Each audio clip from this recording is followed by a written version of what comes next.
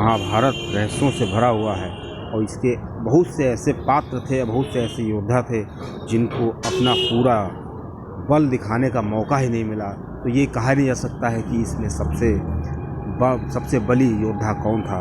दोस्तों, ऐसे ही 5 योद्धा या 6-7 ऐसे योद्धा थे जिनको श्री कृष्ण जी नहीं चाहते थे कि ये महाभारत की धरती पर जाएं और महाभारत के युद्ध में शामिल हों, क्योंकि ये काफ़ी बली थे।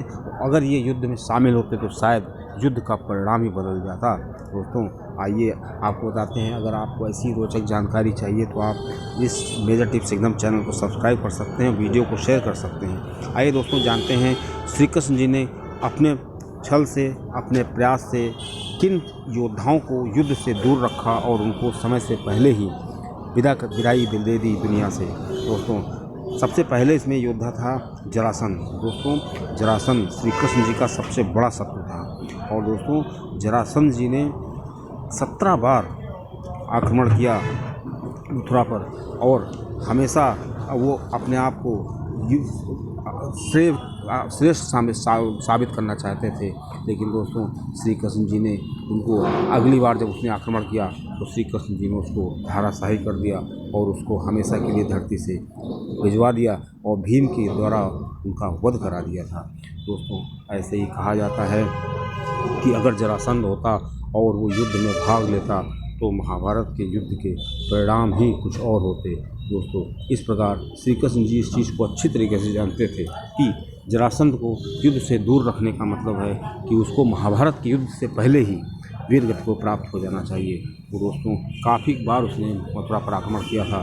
दोस्तों, अगला जो बलि था, अगला जो योद्धा था वो शिशुपाल था। दोस्तों, कहा जाता है श्री कृष्ण जी के ये बुआ का लड़का था और दोस्तों ये भी श्री कृष्ण जी ने इसको 100 मौके दिए थे और ये श्री कृष्ण जी का बार बार अपमान करता था।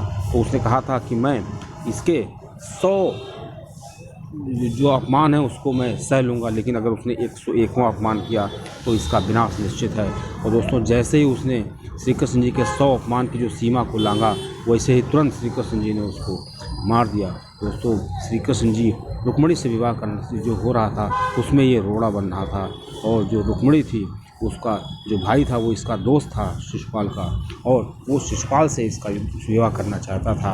क्योंकि श्री रुक्मिणी से श्री कृष्ण जी ने विवाह कर लिया और उसके बाद जब उनको वहाँ से ले आए उसके बाद उनके घर वालों को और इस शिशुपाल ने काफ़ी विरोध किया और शिशुपाल जब बार बार अपमान करता था तो श्री कृष्ण जी जब उसने देखा कि जब सीमा लांघ गया है तो श्री कृष्ण जी को शिशुपाल को मारना पड़ा।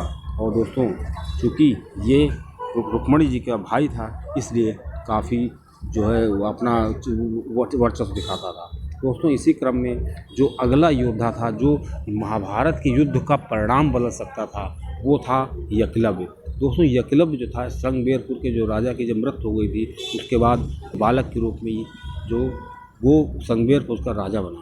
और दोस्तों, ये कहा जाता है कि जो जरासंध उसकी सेना में शामिल हो गया था और जितने भी बार आक्रमण किए गए मथुरा पे उन सभी में ये शामिल था। दोस्तों, जब आखिरी आक्रमण हुआ तब जब एकलव्य ने सारी हदें पार कर दी थी तो श्री कृष्ण जी को उसे मारना पड़ा और श्री कृष्ण जी जानते थे कि ये बहुत बड़ा धनुर्धर है। जब ये 2 उंगलियों से चला सकता है तीर तो सोच लीजिए कि इसका पार पाना बहुत ही मुश्किल हो जाएगा। और जब इसने विद्या सीधे द्रोणाचार्य जी से नहीं सीखी है लेकिन फिर भी ये काफ़ी मील का पत्थर साबित हो सकता है, इसलिए श्री कृष्ण जी ने उसको पहले ही उस युद्ध से बाहर रखना उचित समझा। दोस्तों, इसी प्रकार जो एकलव्य था उसका श्री कृष्ण जी ने वध कर दिया क्योंकि इन योद्धाओं का वध करना जरूरी था। दोस्तों, इसी प्रकार जो अगला महायोद्धा था महाभारत का वो थे बलराम जी, वो जो श्री कृष्ण जी के बड़े भाई थे। और दोस्तों, जो बलराम जी थे वो चूँकि कौरवों और पांडवों दोनों को बराबर मानते थे, वो दुर्योधन और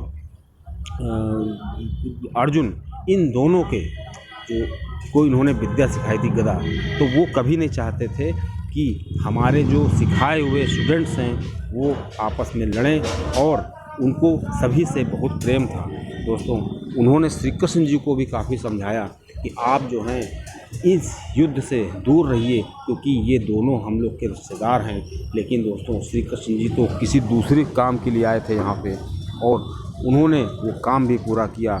लेकिन बलराम जी इस चीज़ को नहीं देख पाते कि उसके जो रिश्तेदार हैं वो आपस में लड़ें, उसके जो शिष्य हैं वो आपस में लड़ें।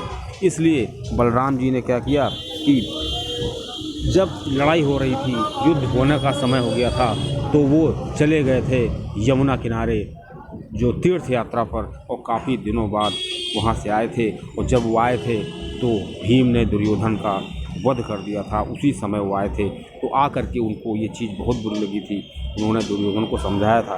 दोस्तों अगला जो योद्धा था जो महाभारत का परिणाम बदल सकता था, उसका नाम था काल यवन। दोस्तों कहा जाता है काल यवन कहाँ से आया, ये बाहर का कोई आक्रमणकारी था। जब जरासंध ने 7वीं बार आखिरी बार आक्रमण किया, तब ये जरासंध की सेना में शामिल हो गया था, और जरासंध ने इसका की सेना का नेतृत्व कर रहा था। अब जब काल यवन आया, उसने पूरी मथुरा को घेर लिया। उसके बाद श्री कृष्ण जी को चुनौती दी, जब श्री कृष्ण जी ने कहा कि मेरा और काल यवन का आमना सामना होगा, क्यों हम खाली फालतू पूरी सेना को बीच में शामिल करें और काफ़ी योद्धा मरें। काल यवन इस पर राजी हो गया। इस प्रकार जब युद्ध शुरू हुआ तो श्री कृष्ण जी रण छोड़ करके भाग गए, उनका प्लान था। तो जैसे हुई मैदान छोड़ के भागे श्री कृष्ण जी, इसीलिए उनका नाम रणछोड़ पड़ गया। और वो एक गुफा के अंदर चले गए, वो भी गुफा के अंदर गया। उस गुफा के अंदर एक व्यक्ति सो रहा था, और काल यवन काफ़ी अहंकार था, उसको लग रहा था हमने तो श्री कृष्ण जी को भगा दिया है। तो गुफा में सो रहे एक व्यक्ति को उसने लात मारी। और दोस्तों वो कोई मामूली व्यक्ति नहीं था, वो इक्ष्वाक वंश के जो राजा थे मांधाता, उनका पुत्र था। और जैसे ही उसने देखा आंखें खोल करके काल यवन की तरफ, काल यवन जल गया। दोस्तों यही श्री कृष्ण जी चाहते थे। इस प्रकार काल यवन का भी अंत हो गया। अब दोस्तों श्री कृष्ण जी हमेशा वाहवाही में नहीं रहते हैं, वो चाहते हैं कि बस जो योद्धा है वो हमारे रास्ते से हटे। अब दोस्तों अगला जो बहुत ही बड़ा प्रतापी योद्धा था बर्बरीक। दोस्तों बर्बरीक के बारे में कहा जाता है कि उसके पास 3 तीर थे, और वो इन 3 तीरों से पूरी सेना को, कौरवों पांडवों की सेना को ख़त्म करने की ताकत रखता था। और दोस्तों जब युद्ध बिल्कुल चरम सीमा पे था, तो एक पीपल के पेड़ के नीचे खड़ा हुआ और उसने कहा कि जो सेना हार रही होगी कौरव पांडवों में से, जो हल्का पड़ेगा, मैं उस हारे का सहारा बनूंगा। और दोस्तों आपको बता दें, जो बर्बरीक था वो भीम का पोता था, मतलब घटोत्कच का पुत्र था। दोस्तों जब उसने ये घोषणा की तो श्री कृष्ण जी को चिंता हो गई। श्री कृष्ण जी ने सोचा कि ऐसा न हो ये कौरवों की तरफ से आ जाए और पांडवों पर भारी पड़े। इस प्रकार श्री कृष्ण जी ने एक योजना बनाई और ब्राह्मण का भेष रखा, और ब्राह्मण का भेष रख के वो इसके पास गए और इससे कहने लगे कि मुझे जो है दान चाहिए। तो उसने कहा मांगो, क्या मांगते हो ब्राह्मण? तो श्री कृष्ण जी ने सोच लो कि तुम दे नहीं पाओगे। उसने कहा ठीक है मैं दे दूंगा।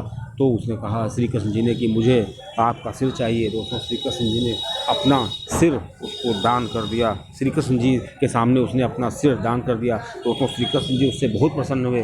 श्री कृष्ण जी ने कहा कलयुग में तुम्हारी हमारे बराबर पूजा हो।